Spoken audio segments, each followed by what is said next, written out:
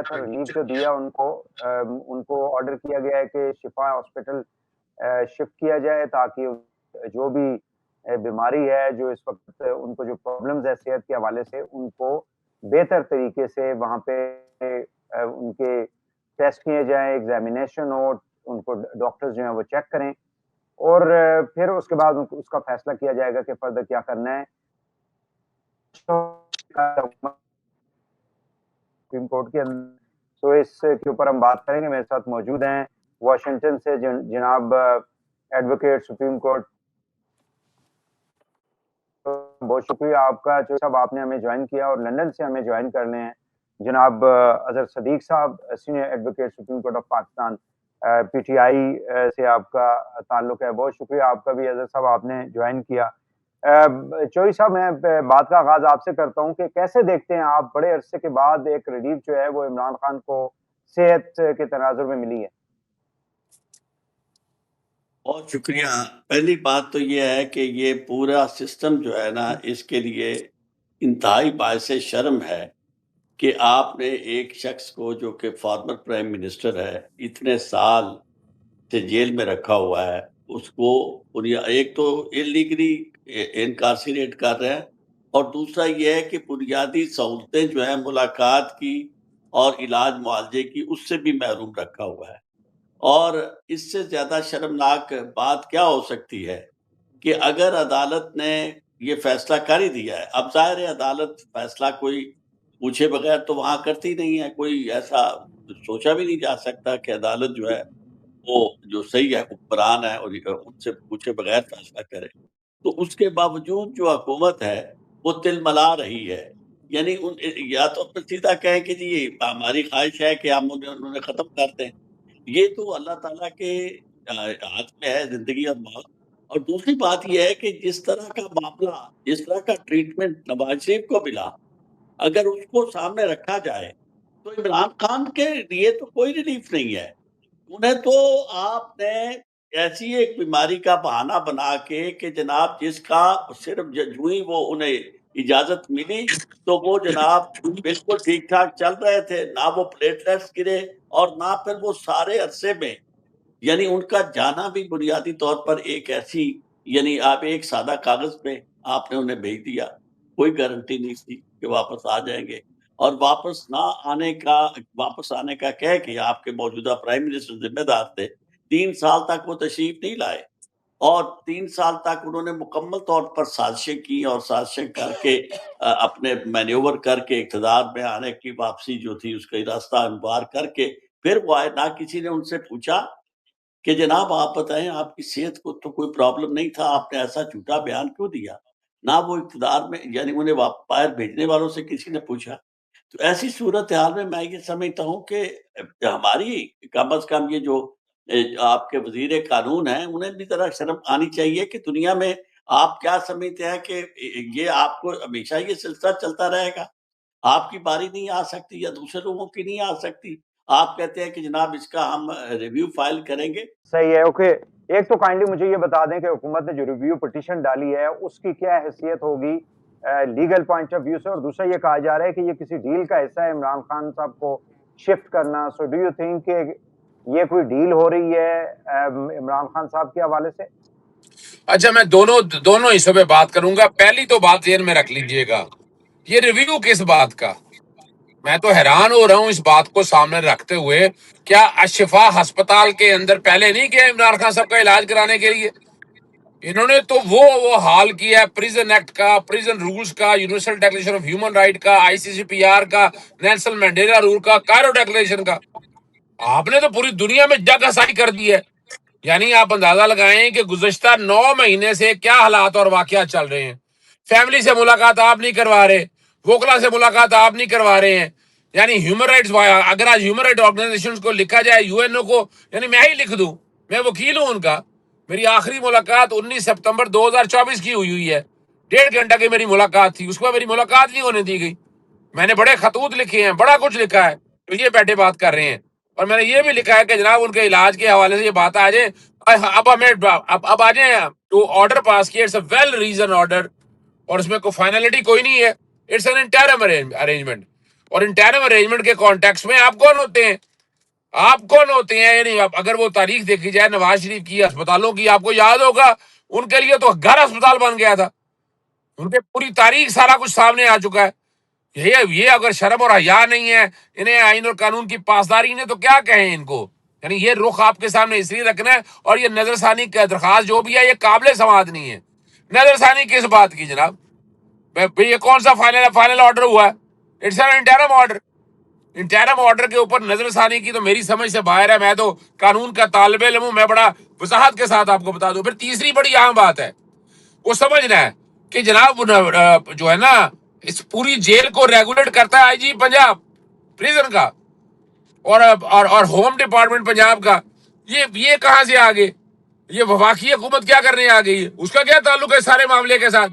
اور وہ بڑا باتیں کرتے رہے ہیں، بہت کچھ ذکر کرتے رہے ہیں، ذکر اذکار ساری چیزوں کو سامنے رکھتے ہوئے، لیکن حد ہوتی ہے کسی بات کی، ٹھیک ہے، کہ آپ خدارا آپ چیزوں کو، یعنی میں تو بڑی وضاحت کے ساتھ آپ کے سامنے بتا دوں کہ یہ جو کچھ بھی ہے نا، یہ آئی ڈونٹ تھنک سو کہ یہ درخواست قابل سماعت ہوگی۔ الٹیمیٹلی اس آرڈر کو انفورس کرنا ہوگا۔ اور دوسری بات ہے، یہ کوشش کر کے ایک بینچ سے دوسرے بینچ میں ٹرانسفر کرنا، اس میں پارٹ ہرڈ لکھ دیا گیا۔ اب آئے سیاسی بات جو میں نے آپ کے پروگرام میں نے بڑی وضاحت کے ساتھ کہی تھی، اور وہ میں ٹریڈیشنلی بھی اور ہسٹوریکلی بھی کرتا ہوں کہ ضیاء الحق کے دور سے لے کر مشرف تک کا دور جو ہے، اگر آپ آ جائیں ضیاء الحق کے دور سے پہلے سمجھنا ضروری دور ہے کہ وہ 3 وزیر اعظم یکے بعد دیگرے گرا دیے تھے۔ پاکستان کی تاریخ اصل میں اسی طرح بھری پڑی ہے۔ آپ نے جمہوری حکومتوں کا کیا حال کیا یہ بھی ریکارڈ کے اوپر ہے۔ 3 وزیر اعظم آئے، چندریکر، نون، اور ایک تیسرا وزیر اعظم جو ہے اس کو آپ نے سڑکوں آپ نے گرا چھوڑا۔ آپ نے جگہ بات ایک 3 سالوں کے اندر تو ذوالفقار علی بھٹو نے طے کیا کہ ایسا نہیں کرنا، اور 1973 کا آئین جو ہے وہ جب اٹھا کر آپ پڑھ کے دیکھیں 1973 کے آئین کو، وہ اتنا بیلنس آئین تھا، اس کا ستیہ ناش کیا آپ نے۔ ہم ذرا اس سے آگے چلے جائیں، ہم اس سے ذرا آگے لے کر چلتے ہیں چیزوں کو، اور یہ بات بڑی وضاحت کے ساتھ بتاتا چلوں۔ چلے میں آپ کو تاریخی طور پر بتانے لگا ہوں۔ 58(2)B سے 3 حکومتیں گرا دی گئیں، 2 نواز شریف کی، ایک اب بے نظیر بھٹو کی، اور سپریم کو، اور ایک حکومت جو ہے نا وہ بحال کر لی گئی۔ اگر یاد ہوگا ایک حکومت بحال ہو گئی سپریم کورٹ نے، نواز شریف کی کیا ہوا سامنے ہے۔ اچھا، اور اس کے بعد ہم آگے چلتے ہیں، ہم اس بات کو لے کر انہوں نے مساق جمہوریت کیا۔ مساق جمہوریت کرنے کے بعد کیا حال کیا انہوں نے کہا کہ اچھا انہوں نے نگران سیٹ اپ اور الیکشن کمیشن اٹھا کے ایسے لوگوں کے ہاتھ میں دے دیا کہ جو حکومتیں بنانے اور گرانے میں بڑا کردار ادا کرتے ہیں۔ پھر کوئی بھی وزیر اعظم بتا دے، چاہے یوسف زاء گیلانی ہو، نواز شریف ہو یا عمران خان ہو، کسی کو 5 سال پورے کرنے دیے۔ یہ ڈیل کے حوالے سے بتا رہا ہوں میں آپ کو، کوئی ڈیل نہیں ہے۔ عمران خان نے اگر ڈیل کر کے نکل کے ہوتا نواز شریف کی طرح، باقیوں کی طرح، تو بات اور تھی۔ عمران خان یہی رہا، مقابلہ کیا۔ اب کیا ہے کہ بھائی جو یہ موجودہ وزیر اعظم ہے، جو ملازم ہے، انہوں نے اپنے 5 سال کے قریب پورے کر لیے، اب اس نے جانا یہ اس کا آخری بجٹ ہے۔ وہ تو کشمیر کے حالات کی وجہ سے یہ لیٹ ہوا ہے، تو الٹیمیٹلی یہ ذہن میں رکھ لیجئے گا، انہوں نے جانا ہے تو یہ سسٹم نے واپس آنا ہے۔ اب سسٹم میں واپس 2 طرح سے آنا ہے کہ میں یہ نہیں کہہ رہا کہ پی ٹی آئی کی حکومت آ جائے گی، لیکن عمران خان کو جیل سے باہر نکالنا ہوگا۔ یہ پہلی ابتدا ہے ان کو شفٹنگ کی۔ شفٹنگ کے بعد اگر سسپینشنیں دیکھیں، 190 ملین پاؤنڈ کا کرپشن کا کیس ہے نہیں۔ توشہ خانہ کے کیس میں اگر 3 میں دیکھا جائے تو وہ بھی ایسا کوئی معاملہ نہیں ہے۔ تو سسپینشن تو اگر میرٹ پہ کریں تو لکھی ہوئی ہے۔ تو یہ جو 27 تاریخ کا جو ستمبر کا ہوا ہے لانگ مارچ یا دھرنا، اس سے پہلے میں عمران خان صاحب کو باہر آتا بھی دیکھ رہا ہوں، اور یہ کوئی ڈیل شیل کا نتیجہ نہیں ہے یہ۔ ہاں، اب اس کے ساتھ ایک تیسری بات جڑی ہوئی ہے، وہ ہے صوبے بنانے ہیں۔ اب صوبے بنانے کے حوالے سے جو کوئی کرتا دھرتا ہے وہ چاہتا ہے صوبے بنانے ہیں۔ میں چاہوں گا کہ عارف صاحب کو بھی عارف صاحب کو بھی شامل کر لوں۔ عارف صاحب کیسے دیکھتے ہیں آپ، یہ واقعی میں کوئی ڈیل نہیں ہے جیسے اظہر صاحب فرما رہے ہیں، یا آپ سمجھتے ہیں کہ پاکستان کی تاریخ میں اس قسم کی چیزیں ہوتی رہی ہیں، تو اس وقت بھی کوئی سیاسی جو ہے وہ کچھ تبدیلی آنے والی ہے ملک کے اندر؟ لیکن میں آپ کو ایک عرض کروں، فوری طور پر سیاسی تبدیلی تو کوئی آنے والی نظر نہیں آ رہی، چونکہ جو تبدیلی بھی آنی ہے عوام کے پریشر سے آنی ہے اور عوام کی تحریک سے آنی ہے۔ عوام کی تحریک جو ہے اس کے بغیر کوئی پاکستان کے اندر کسی طرح کی سیاسی تبدیلی ممکن نہیں ہے۔ البتہ جہاں تک عمران خان کا معاملہ ہے، اسے میں ڈیل کیسے سمجھ لوں؟ ہاں یہ ضرور ہے کہ وہ حلقے جو میٹر کرتے ہیں ان پر دباؤ پوری دنیا کا ہے. یعنی ہم یہاں بیٹھے ہوئے، میں تو یہاں واشنگٹن میں بیٹھا ہوں، یہاں کی ہوا محسوس کی جا سکتی ہے، وہاں وہ برطانیہ میں بیٹھے ہوئے میرے بھائی وہ محسوس کر سکتے ہیں. پوری دنیا کی پارلیمنٹس کے اندر جو آواز اٹھی ہے، پوری دنیا نے جو آواز اٹھائی ہے، اسے پاکستان میں تو کیا جا سکتا ہے کہ جی یہ بالکل کوئی ایسی بات نہیں ہے، لیکن اسے نظر انداز نہیں کیا جا سکتا. پاکستان کی اپنی ایگزسٹنس کے لیے بھی بہت ساری ایسی ضرورتیں ہیں. علاج معالجہ جو ہے وہ اندر نہیں ممکن، جیل کے اندر ان کا جیل سے باہر علاج کرا دیا جائے. تو اس کے لیے اتنا واہ ویلا کرنا یا یہ کہنا کہ یہ کسی ڈیل کا نتیجہ ہے، بجائے خود اس طرح کا تبصرہ کرنا ایک انسان کے اندر انسانیت سے تنفر کا یہ نتیجہ ہو سکتا ہے. میں سمجھتا ہوں آپ حیران ہوں گے کہ اس زمانے میں جب نواز شریف کا یہ سلسلہ بنایا گیا تھا، میں نے اس وقت بھی مخالفت نہیں کی تھی. ہم نے تو کہا تھا کہ بھی نواز شریف کو بھی سہولتیں ملنی چاہیے، علاج معالجہ تو ہر ایک کا ہونا چاہیے. اور اب اس وقت عمران خان کسی شخص کو اس طرح رکھا جائے اور پھر 1 سال سے قید تنہائی میں رکھا جائے، اور اس سارے عرصے میں جو ان کی حالت بگڑی ہے، ان کی آنکھوں کی جو حالت ہوئی ہے، ان کے بلڈ پریشر جو رائز ہوا ہے، یہ ساری وہ چیزیں ہیں جس کا علاج ہونا ضروری ہے. اگر آپ یہ علاج نہیں کرواتے تو اس کا مطلب یہ ہے کہ آپ کو پوری دنیا کیا کہے گی. آج اگر عمران خان کو جیل کے اندر کچھ ہو جائے تو آپ کا کیا خیال ہے؟ وہ مقتدرہ جو اپنے آپ کو بڑی سیف محسوس کرتی ہے، وہ سیف رہے کہ پاکستان سیف رہے گا؟ تو یہ اکائیاں جو ہیں وحدت میں یعنی ان کی قائم رہے گی ساری صوبائی سطح پہ. تو اس لیے یہ ساری وہ چیزیں ہیں جن کو ہمیں بطور انسان کے، بطور ایک پیٹریوٹ کے، ایک اچھے شہری کے ہمیں سوچنا ہوگا، اور اس میں ہر ایک کو اس بارے میں اپنی رائے دینی ہوگی کہ ان چیزوں کو اس طرح مسئلہ نہ بنایا جائے، پاکستان کو آگے بڑھنے دیا جائے، عمران خان کا علاج کرایا جائے، اور دنیا میں یہ تاثر دیا جائے جو اب تک یہ ہو چکا ہے کہ پاکستان میں انسانی حقوق نہیں ہیں، فنڈامنٹل رائٹس کی بات ہی نہ کریں جب پاکستان کا ذکر آئے. تو اس طرح کے تاثر کے ساتھ آپ دنیا کے کسی ملک میں جاتے ہوئے بالکل اپنے آپ کو غیر محفوظ سمجھتے ہیں اور عزت اور توقیر سے محروم سمجھتے ہیں. یعنی ایک ایسا ملک جس کے بارے میں تاثر یہ ہو جائے کہ یہ بے آئین ملک ہے، اس میں قانون نہیں ہے، قانون کی حکمرانی نہیں ہے، تو آپ کیا سمجھتے ہیں؟ عدالتیں نہیں ہیں، عدالتوں کے ذریعے انصاف نہیں ہے، کیا وہاں کوئی انویسٹ ٹھیک ہے، کرے گا؟ ٹھیک کوئی ہے چوہدری صاحب، میں پاکستان آپ میں کی آئے طرف گا؟ آتا ہوں. جی جی، اظہر صدیق صاحب، مجھے یہ بتائیں کہ آج پیپلز پارٹی اپوزیشن کی یعنی پی ٹی آئی کے لوگ جو ہیں ان سے ملاقاتیں ہوئی ہیں پارلیمنٹ کے اندر.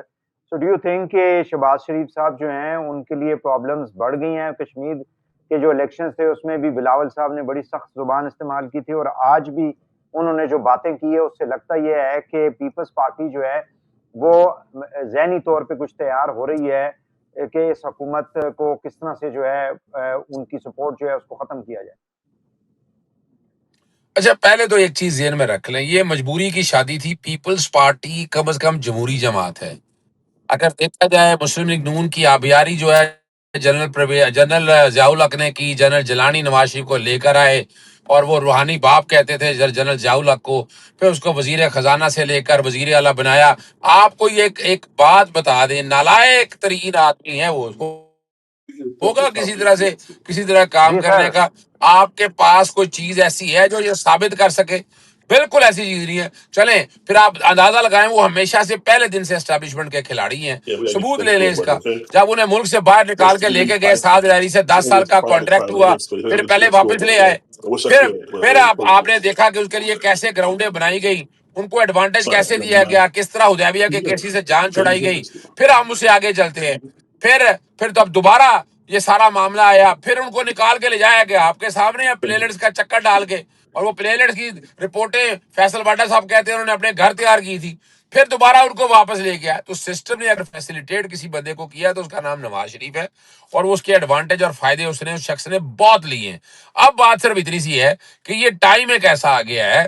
اب یہ پاکستان میں پیپلز پارٹی نے بہت نقصان اٹھایا ہے مسلم لیگ نون کو ساتھ دے کر. نظر بندی کے آرڈرز لے لیں, پھر لوگوں کی گرفتاریاں لے لیں, پھر کوئی بھی ایشو اگر آپ لے لیں وہ سارے کے سارے ان کے گلے پڑے ہیں, تو وہ اپنی عزت اور توقیر بحال کرنا چاہتے ہیں.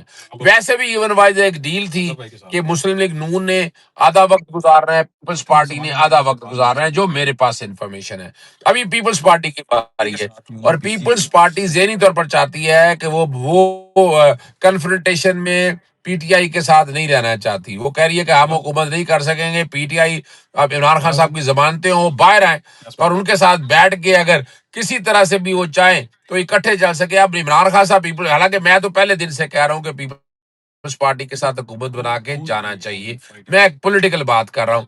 عمران خان صاحب جو کہ پرنسپل سٹینڈ لیا ہوا ہے وہ اپنے تئیں بات کرنا چاہتے ہیں, وہ علیحدہ ہے. ایک اور چیز ساتھ ذہن میں رکھیے گا, ہم نے ایسے حالات اور واقعات بنا دیے ہیں کہ عمران خان صاحب کے دور میں آپ کو پتا ہے اسمبلیاں ڈیزالو ہوئی, 90 دن میں الیکشن نہیں کرائے, اور آپ کی عدالتوں نے مورے لگا دی اس کے اوپر. تو اب کیا ہے, اگلی بات کیا ہے, آپ کو مجبوراً جو ہے یہ دیر از اے پاسبلٹی کہ اسمبلیاں ڈیزالو کریں گے. آپ اسمبلیاں ڈیزالو کر کے آپ لے آئیں گے کیئر ٹیکر سیٹ اپ یا ٹیکنوکریٹ سیٹ اپ. وہ ٹیکنوکریٹ بیوقوف بنانے کے لیے لائیں گے, عوام پھر بھی قبول نہیں کرتی ہے. چلے فرض کریں وہ ٹیکنوکریٹ سیٹ اپ آتا ہے اور یہ 2-3 سال چلاتے ہیں اور الیکشن کی طرف چلے جاتے ہیں.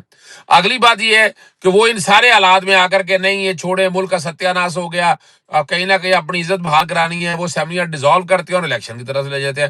اور الیکشن میں وہی حال ہوگا, کسی کو 2 تہہ 1 اکثریت نہیں ملنی, سادہ اکثریت آئیں گے, لولی لنگڑی جماعتیں حکمران میں بیٹھ کے جائیں گی, اور وہی حال رہے گا جس بہت دال روٹی بک رہی ہے اسی بہت دال روٹی بکتی رہے گی. اور یہ پاکستان جہاں آ کر کھڑا ہوا ہے, جہاں آ کے رک گئی ہے, یہ وہیں رہے گا. غور کیجئے گا کہ عمران خان کی بھی حکومت تو 3.5 سال 2 سال کرونا کے تھے, جو معیشت جو اس وقت حالت ہوئی پڑی ہے, آپ کی ایکسپورٹ ختم ہو گئی ہیں, ایگریکلچر سیکٹر تباہ کا ہو گیا ہے, یہ عمران خان نے تو نہیں کیا. یہ جب سے دونوں سیاسی جماعتیں چلی جا رہی ہیں ان کے ذمہ تھا, یہ سارا کچھ انہوں نے کیا ہے نا. اور وہ آج بھی اگر دیکھیں نا, میں 83 یاد رکھتا ہوں, مجھے 83 میں میٹرک میں تھا, تو انڈین کرنسی جو ہے وہ 1 روپیہ تھا اور پاکستان 90 پیسے. اسٹرانگ تھا پاکستانی روپیہ. اور آج دیکھیں آپ پاکستانی روپیہ کہاں کھڑا ہے, انڈیا کہاں چلا گیا, افغانستان دیکھیں, بنگلہ دیش دیکھ لیں, انڈیا دیکھیں آپ. یار یہ اسلام کا قلعہ بالکل ہے, لیکن یار خدا رہا اس کو معیشت کا قلعہ بھی بنا لیں آپ. وہ آپ بنانا نہیں چاہتے ہیں. یہ جو تجربے آپ کے ایک حکومت کو گراؤ دوسرے کو لے آؤ, ان تجربوں میں رہیں گے تو اس وشیس سرکل سے آپ نکل نہیں سکتے.